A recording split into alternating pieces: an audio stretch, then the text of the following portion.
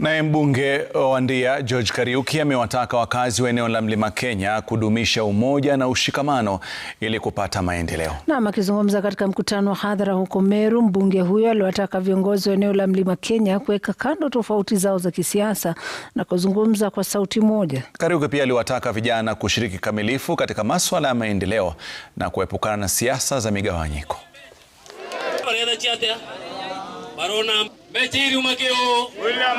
Unasikia mtu anaanza sasa kutuambia ati kuna Mount Kenya East na kuna Mount Kenya West.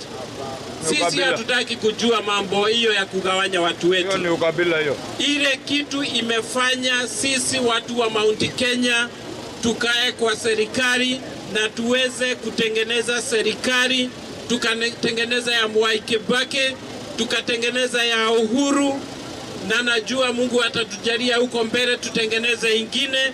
Ni umoja wa watu wa Mount Kenya.